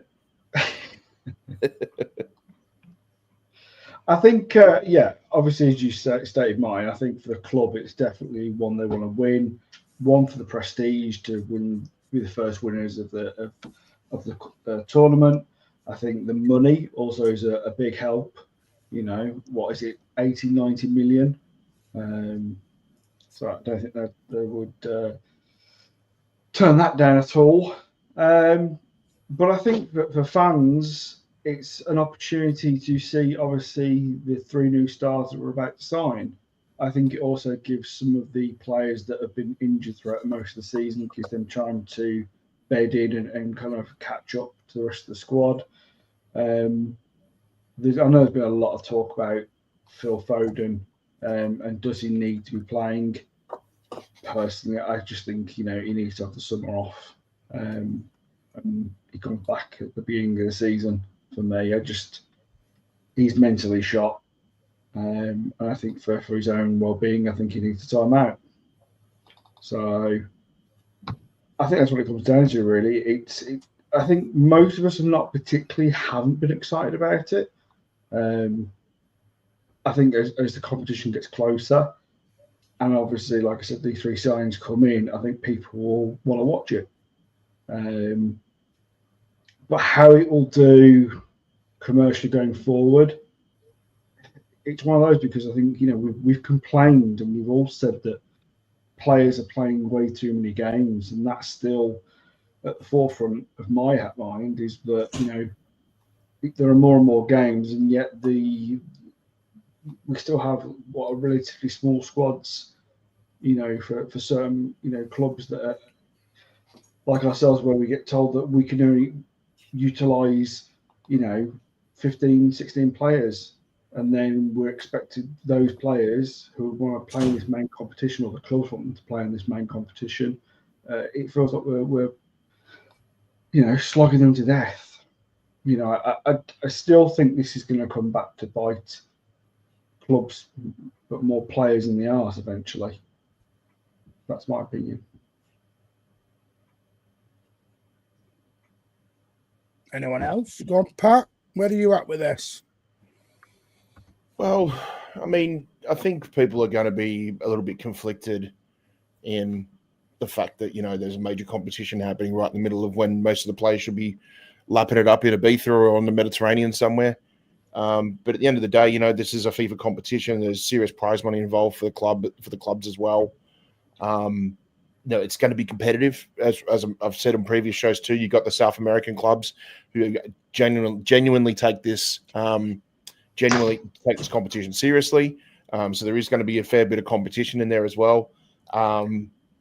Again, I think I just mentioned the prize money is going to be huge. God, if we win that tournament, in effect, you can call it basically paying off about 3/4 of the money we've spent for these transfers. So there's going to be some strong incentives involved as well too. But on the other hand, you listen to what Rodri said about the amount of playing time now that players have been forced to do, the amount of games per season. Sooner or later, this is going to take a toll. In terms of getting ready for the next season as well, there is a bit of a start-stop. It's quite a stagnant sort of approach for the players and the club going into next season, which is not ideal given the fact that we want to really hit the ground running come August for the 25-26 season. So I'll be interested to see just how the club goes about, sort of prepping themselves, or how they're able to get themselves match ready or match fit, whatever it is, 6 weeks after the Club World Cup's finished. So there's a lot of question marks about this, but at the end of the day, it is still something to play for, and we are playing some quality opposition from all different conferences across the world football. So while it might be something that we may not be 100% behind, some people have very strong views on FIFA and the way they run. This is still a global competition with a lot of incentives to play for. So it's we may not get behind who hosts the thing, but we should get behind the club, because this can be a serious accolade that they can certainly add to their honour roll as well. And I think winning the first one under this format too is something that we should sort of be excited about. Yeah, I mean, I have to say I get a bit fed up. I think players are playing too much, and I think there's too much football for the fans. But I get a bit fed up with the players whinging about it, because the only reason there's so much football is because the players are getting paid so much. So if they want to earn $500,000 a week or sign 400K a week contracts, then that's what happens. Because that's why there's so much football, because the clubs and the football bodies are having to make enough money to pay the players the amounts they want. So at some point, either the players are going to have to accept earning less and clubs have bigger squads, or there's going to be less football. But there isn't going to be less football with the players earning what they're earning. And at the moment, the players are complaining, but there's been no suggestion that we're happy to earn half what we're earning today and play half as much football. So they can whinge, but when some of them with their sponsorship are getting 30-40 million pounds a year, they've got to accept, that's you've got into bed with the devil, and the devil wants their turn. It's the reality of it. And normally, I think this would be an absolute disaster for City. I think we've been tired. Our players haven't had rests in the summer, and it's been an absolute disaster. But this summer's a little bit different. We're going into this summer with 5 signings in January and at least 3 now before the Club World Cup. So we've got a summer where normally there'd be no competitive football to bed in 8 new players effectively. 5 have had, a few months already to bed them in. We've got, arguably our 2 big stars have not played. One of them has played, 30 minutes since August, September, and one of them has played 220 minutes since about January. So our 2 best players actually have been really well rested and need some time. And so in a sense for City, I don't think it's going to be anywhere near as harmful as it would have been in recent years. It's probably actually going to be good, because it's going to give Pep a chance in games that are actually competitive to get some new players in the team, test them. I think it's going to be a chance to give some of the new signings more game time, and it's going to be a chance for Rodri and Haaland to actually get their rhythm back before the season. So for us, I think it might be almost fortuitous, where last year, the year before that, it would have been an absolute disaster. It would have killed our season because of overplayed. Now, I do think that Bernardo needs to develop a toe injury and go and get a rest.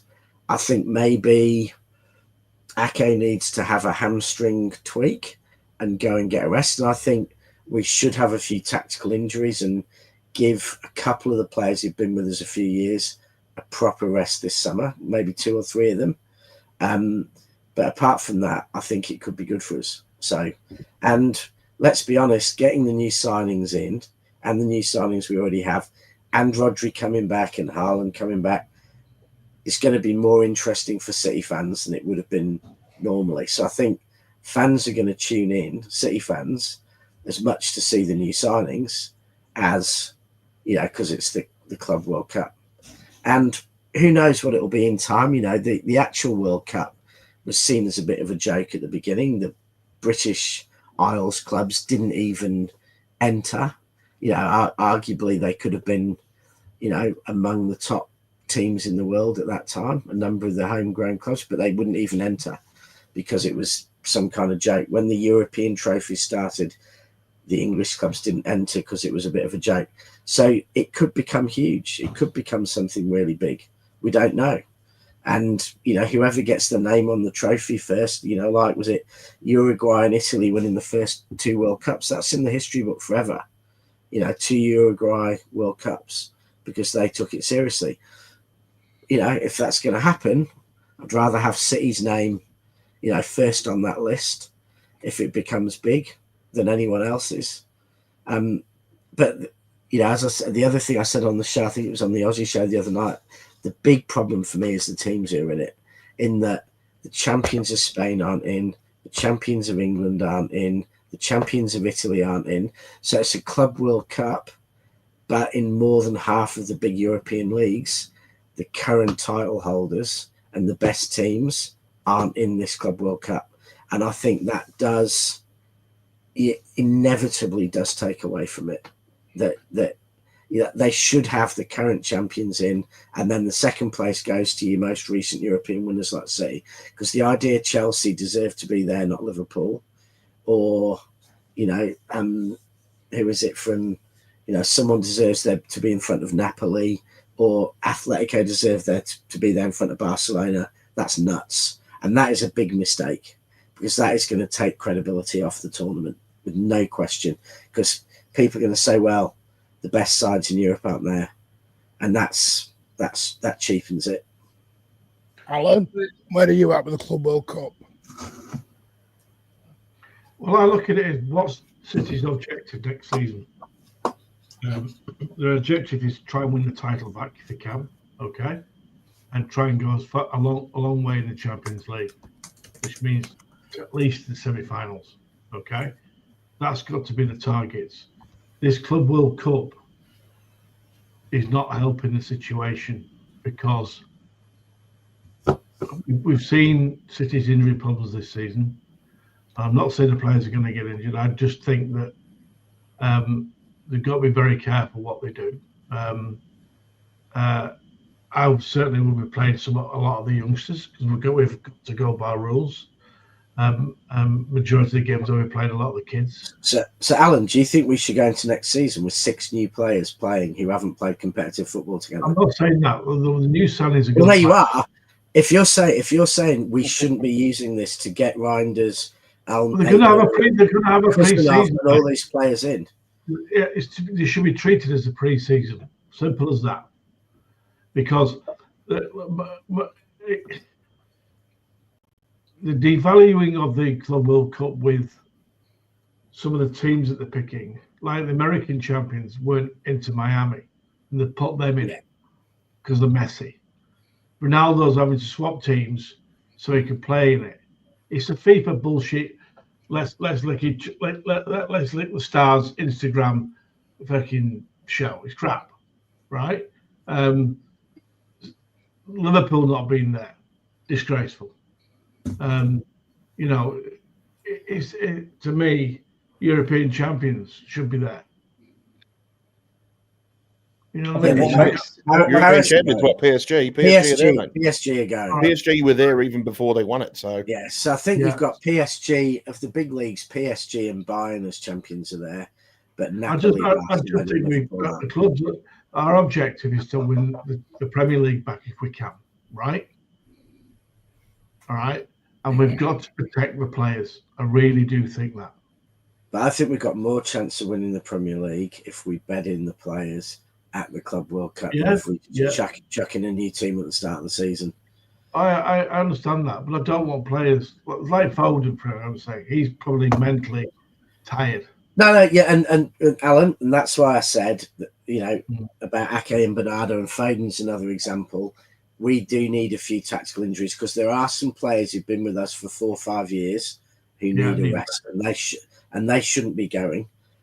So we might tactically need to a broken toe for Disneyland or something. Yeah, you know what I mean.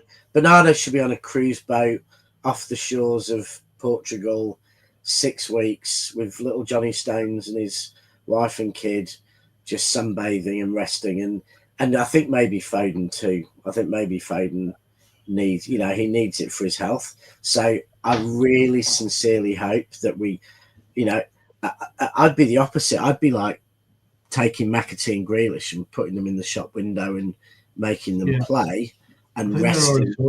No, Rich, they're not going, so they can sort that. No, I know they're not going, but I'm saying I would rather, if I'm not taking someone, I would rather it be. But why? Because they've got to be entitled to get their deals done.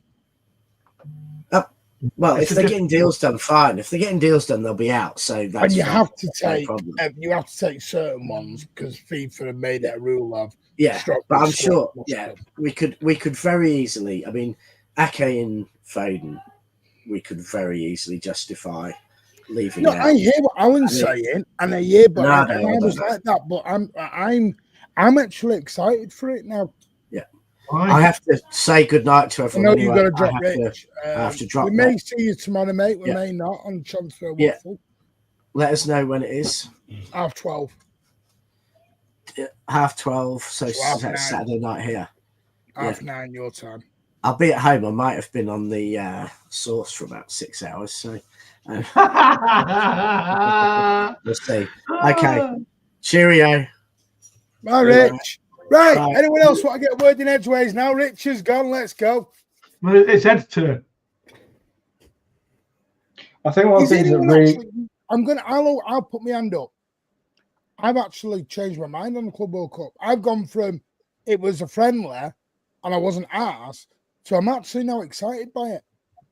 Yeah, I just think that Rich made a lot of good points there, that this is a good opportunity for us. And even with some of those like big teams that are out, that makes it even more advantageous for us too at the same time.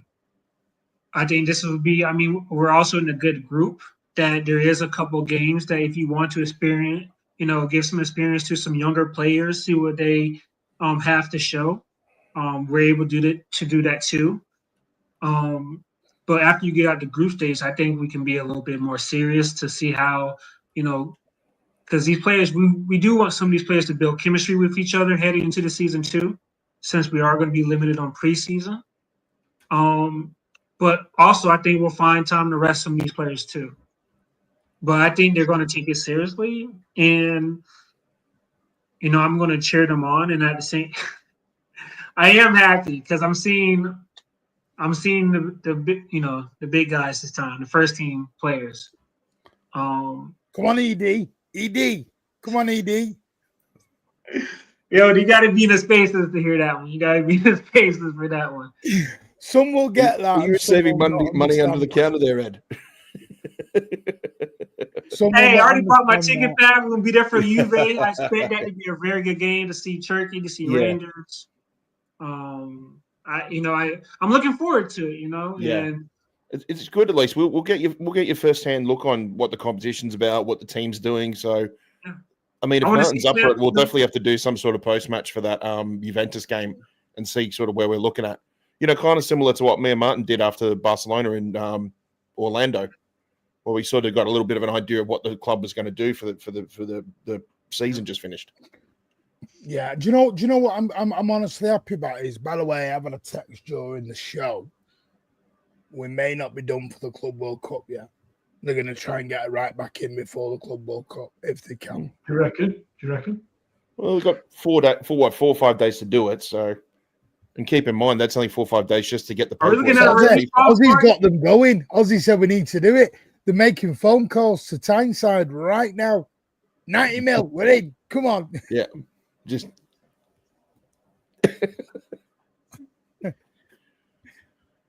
So do you know? I'm actually excited, and I'm more excited. Do you know what it is for me? I've probably got more excited the closer it's got than I have. I think a month ago I was a bit like, yeah, I'm not asked pre-season. Knowing that we're not in the Community Shield either, and there's still about 2 to 3 weeks when we come back from the end of the tournament. Yeah. By the way, yes, I know this has come out tonight. Rodrigo is now likely to leave Real Madrid. That doesn't matter at the minute in Real until somebody leaves City. Somebody has to leave City to get Rodrigo in. And I'm going to be straight with you. It's probably going to have to be Doku who leaves.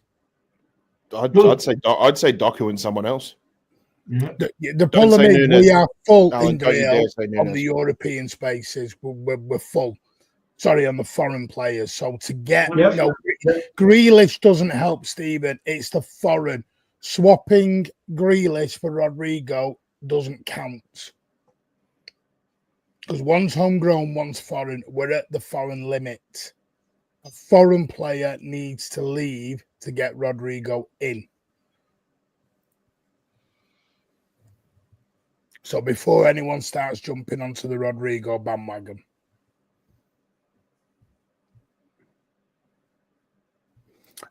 No, Salah, he doesn't matter because he's only 19, so he wouldn't go into any squad. He would be classed as under 21. The Martin Fernandez got a good first name. Martin. Like, are we keeping your power? Bombazza Romano or something. I was up at 5:30 to get up for this show, which you were late to again. He sent me a text about 15 minutes before he said I was delayed for 15 minutes. I was actually sat here. Actually, Alan, everyone agreed on that. Yeah. So anyway, back to the Club World Cup, guys. Yeah, Jesus Christ, Alan. What's Alan doing here? Well, I'm just letting you know that, late's your middle name. It's also lateness is greatness too, mate. Let me know how South Stand runs in future, and we'll run like that, Alan. Anyway, here at the Mancunian way, here at the Mancunian way, we may not be punctual. Don't forget, you need to go around Costa. You're going to get Costa Coffee. Drive around the Etihad just to check he's still there again, Martin. No, I was dealing with my dad. Okay. Yeah. I do apologise, my dad having Alzheimer's, that I can't run on everyone else's clock. Yeah. Jesus.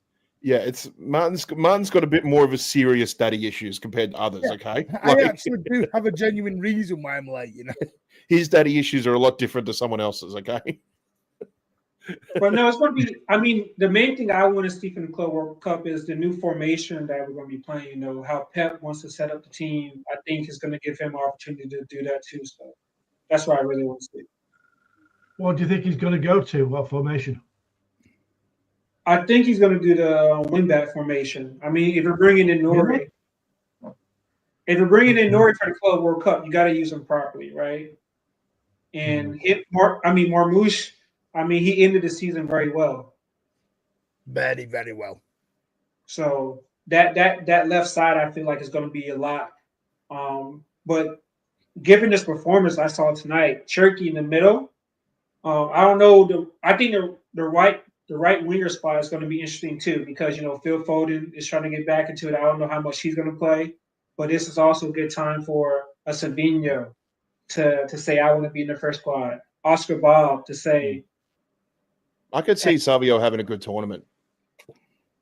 So yeah, I really could. Yeah. Chances.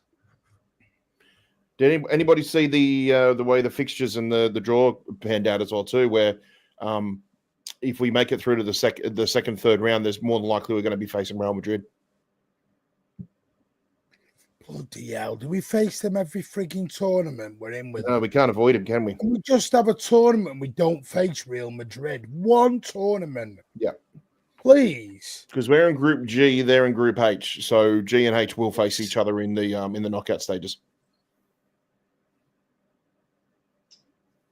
It's inevitable. Yeah. But they didn't end the season well either. So I'm not, it just depends on how we play today. Yeah, it's going to be very start for them as well too, because they've had the same amount of time off as we've had. There's going to be a new manager. We'll have new ideas coming as well too. The club will be trying to, the players will be trying to figure out what they're going to be doing under Alonso.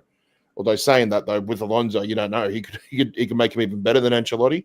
Maybe they could be worse. We're not too sure yet. So, yeah, I think we just have to face facts that we are probably going to be facing Real Madrid at some point in this tournament. Because I don't think their group is. It's like ours. There may be one direct competitor in their group. Like with us, it's probably going to be Juventus. But apart from that, they should comfortably get through their group, if anything. So I was just going to have a look actually and just see who was in their group. All right. Oh, so their group consists of Pachuca, who I believe won the North American Champions League, whatever you guys call it. I can't remember what it's called.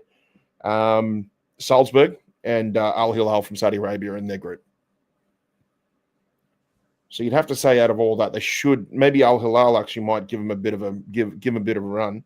Although saying that too, Pachuca playing in the United States, they should be playing at their peak right now because, you know, as we said, North American, South American football is run by calendar year. So I think for us, what's going to benefit us is in the group stages is we're not playing any team from the Americas, because I personally think the biggest threat to the European clubs, and I've said we all say this in every Club World Cup, the biggest threat to the European clubs is the South American clubs because they take it more seriously. I think we've got a situation where we've got a combination of that plus the fact that they are all dead in the middle of their season, so they're all going to be match fit, they're all going to be ready, going up against cold start European teams. So I think the European teams are going to have to be very careful whenever they play South American clubs. Mm. Right, I've got to go, Martin. I've got work to do. All right, then, mate. Thank you for joining us, Alan. Look after yourself. Look after yourself, guys. Cheers, Alan. Take it easy. Have a good weekend, mate. No worries. Same to you. Bye-bye. Yeah, Turkey's all signed up. We are going to end it in probably 5 minutes because I know. Has anyone got anything else you want to add on Club World Cup or anything they want to add on? Anything at all? Ed, I think Ed sent me a comment on one of the shows the other day or something about, were you still trying to figure out like where the City fans were going to be or what they were going to do or something in Orlando? No, it sounds like the club are like hosting something for like the. I don't know what the club's doing, but I know that what's the name of the bar we were at when we had played Barcelona? Yeah. The supporters club pub. They're definitely doing something. Yeah, I know. Well, like when I was on the website, it was saying like a sign up for like the club was like hosting an event for like something in the area. Okay. I probably will call them. I'll probably give them a call tomorrow to see if I can get some more information. Are you going just to one game? Or are you going trying to get to them all, Ed? No, well, I'm going to the one. With the group we're in, I don't. Sorry to say, I'd rather see us play different level competition, but depends on the location of the other ones for the advanced stages. Oh, hang on. I had it written down here actually because we were trying to plan what the fixtures were going to be and like where the possible locations were, because it was to do with, because I think if we went second in the group, I believe most of and we continue playing in the knockout stages, I believe most of the matches are actually played in Orlando. But then if we finish first in the group, then the majority of the knockout games are played in New York. Okay. So I'm not too sure. I had it written here. You guys keep talking. I'll see if I can find what I'd written down.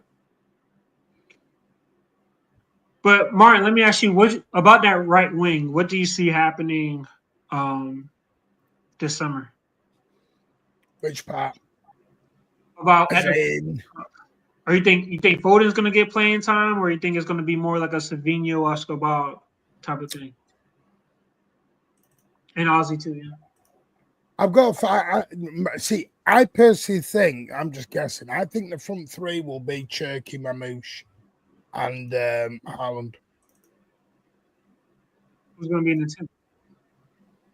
I think it'll be, well, I think it's probably going to be a Foden if Echeverry doesn't go on loan, or even somebody else. I don't think we may not use a direct 10.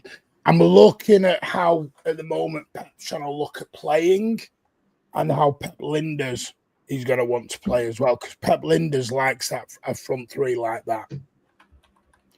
Because when I look at Nora, I'm looking at how Nori will be used. I think Docker and Sabio will be the two that'll struggle, unless you use an Oscar Bob.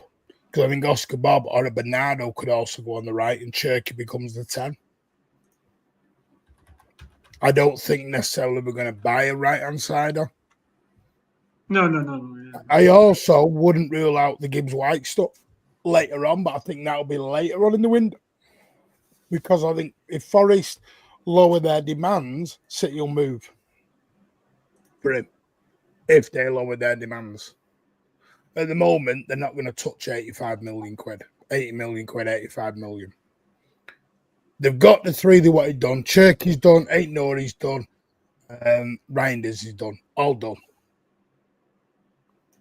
All medicals booked and ready to roll. Everything is done. I don't care. Listen, if people need a Fabrizio Romano to tell them it's done, that's fine. People can do what they want. I've had the messages 5 hours ago. It was done. And it was off journals here, not journals abroad. Journals here. Who would know? All right. I found it here. So if we were to win our group, we would play the first round of 16 match in Orlando. So it'll be two games played in Orlando. Then if we made the quarterfinals, then we'd be playing in Orlando again. Semi-finals are played in New York. Doesn't matter which side of the draw you're on. You both are played in New York, well, technically New Jersey. And then the finals played in New York. If we were to finish runner-up in the group, we'd play the round of 16 in Miami. And then from then on, everything else would be in New York. So wait, they will be in Orlando afterwards if we win the group? If we win the group, there's a possibility that the next two fixtures, if we win the group, then the next fixture, possibly the next two fixtures, are both played in Orlando.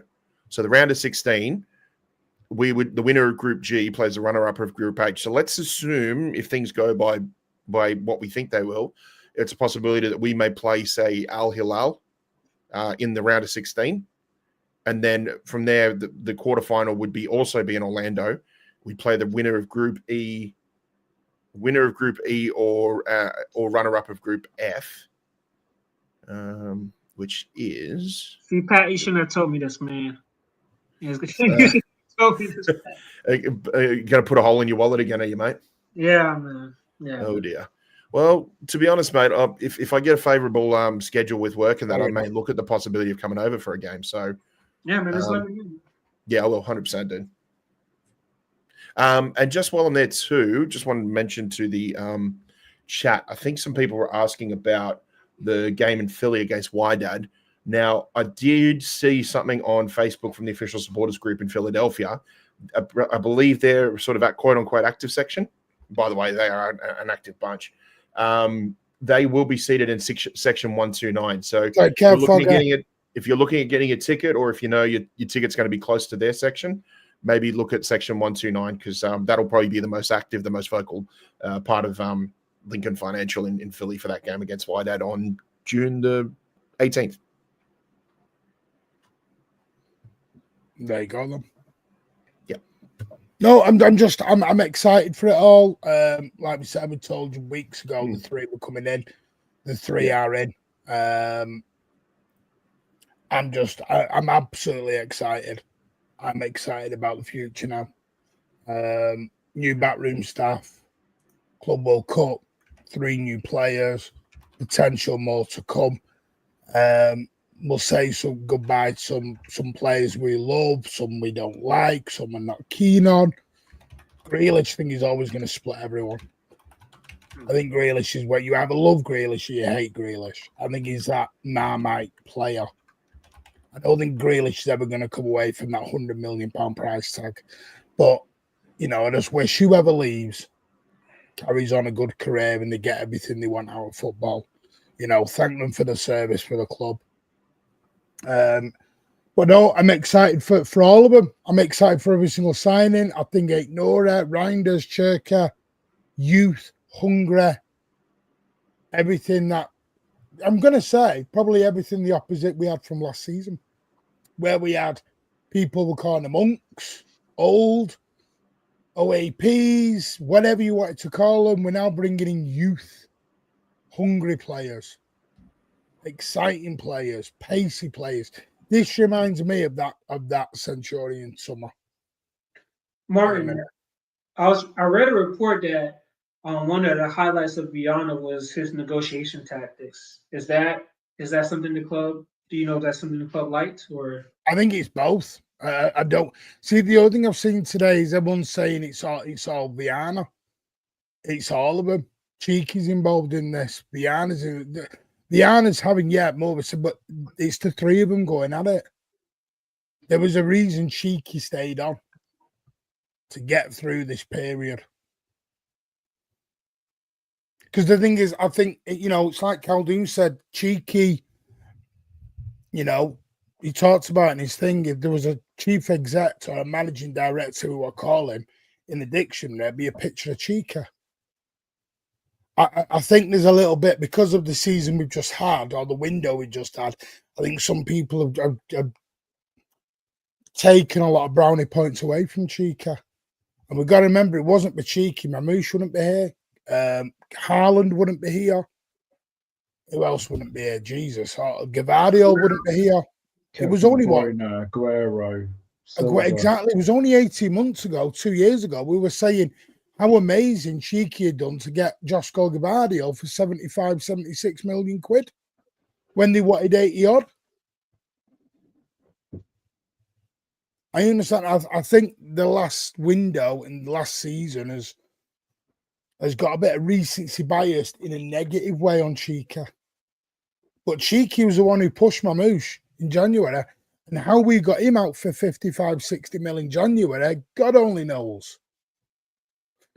And he stayed behind, and he's been very much involved in this. Of course, Viana's involved. But what we're doing is, last season has become the stick to beat everyone with. It's like I said the other day, the story of Pep Linders is like going to tell Pep what to do. Well, Pep Linders is coming in to be the assistant, not Pep's boss. Pep's the boss, not Pep Linders. He's going to challenge him. He's going to give him ideas. But if Pep wants to do it, he'll do it. People are talking like Pep Linders is going to he's going to like manage the team.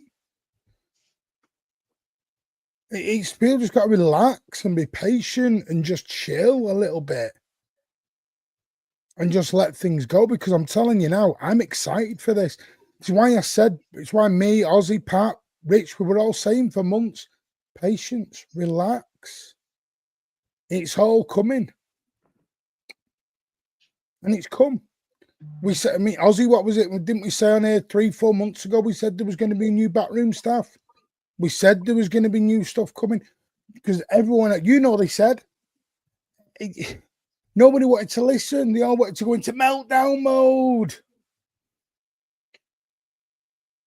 What does he want them to do in the middle of when we're going for the Champions League? Sorry, lads, we're sacking Lilo. Even though you've got 3 weeks left, we're sacking you, mate. You're out.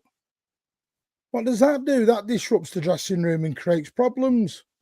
They had to get the Champions League done, and then they could do stuff. Everything was already. Everyone went, why does Pep Guardiola not know about this? Of course he knows about it. What do you want him to do? Stop in the middle of the game and change it all?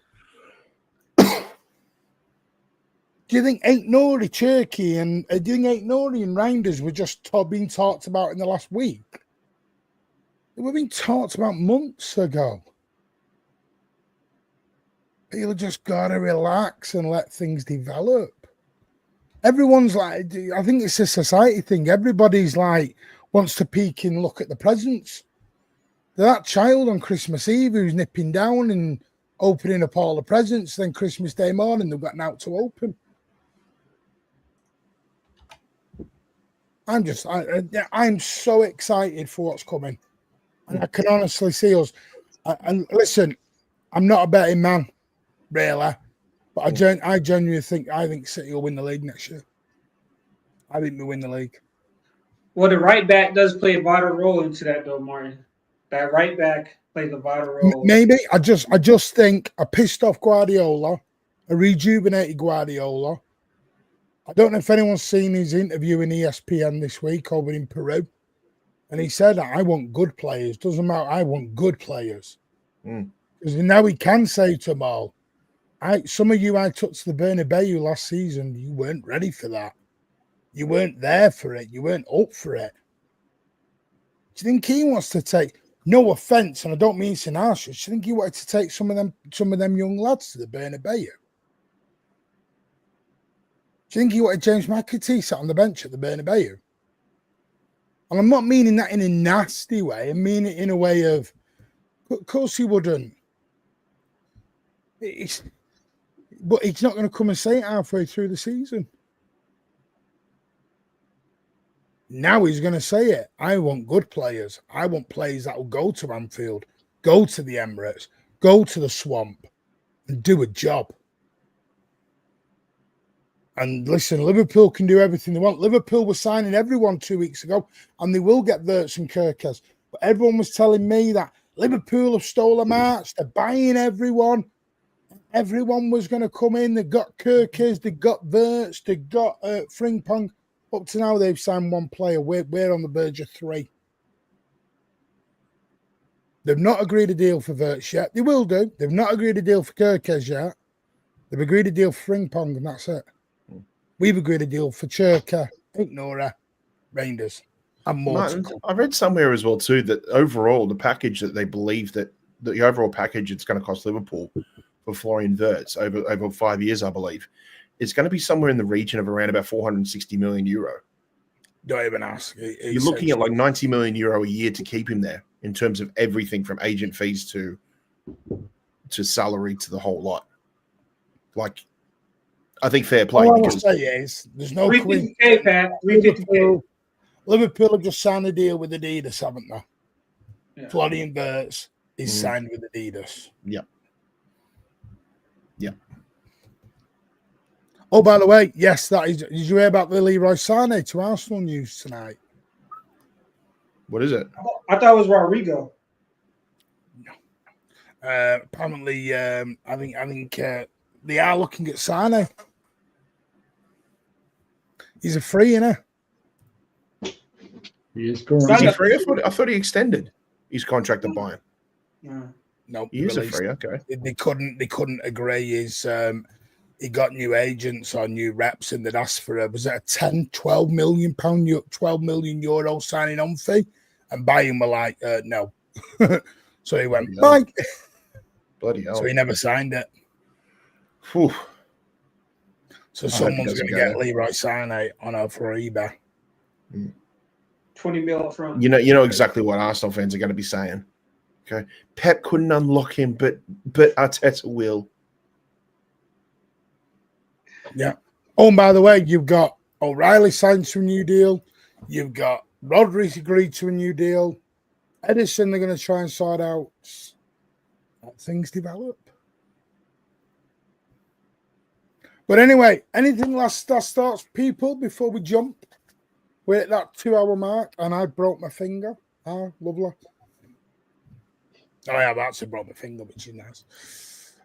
By the way, just someone asked me earlier on, these are the Club World Cup kits. They are true. They are what you are going to wear in the Club World Cup. I think that's the home and that's the away, I believe, or one of the two. I might have it the wrong way around, but those are your two kits. That orange one again. Are they working outside the ground as well as inside the ground? I don't know. Also, don't forget this as well. Sunday the 15th of June for Shez, Craig Shannon, who did sadly pass away, fellow Blue, passed away. Going to be taking on Black Boy Football Club on the 15th of June, Sunday the 15th, 11 a.m. kickoff at Fairbank Park, followed by food, drinks, and music at the Black Boy Pub. And it's going to be managed by the very own Big Steve, as well, to get down there and show Shez's family and friends a lot of love. And tomorrow at 12:30, this is what he's going to be doing, the Friday Chancellor Waffle Show. Yeah, there you go. Cherky done. Ain't Nori done. Reinders done. So don't tell me we didn't have this early, because this was all done ages ago. Rodrigo, question mark. Livramento, question mark. Fernandez, question mark. Costa, question mark. At the moment, Gibbs White. So there you go. They're the latest updates. We'll go into it more tomorrow, 12:30. Where Daps will be taking the place of LB, who is on his way down London. And anyone else who wants to join us at 12:30? That should be good for that one. So there you go. And then we'll, but I want to say a massive thank you to Dars, Jarvis, Spartacus, Dars, J Fresh, who've been so kind on their super chats. Mizey did ask a question, Martin, why we're not looking at Pedro Porro? I think Daniel Levy and Tottenham, mate, are the issue on that one. Yep. But massive thank you to Fogger, Mark Harris, Lugo, and Lynette for all your kind generosities on the memberships.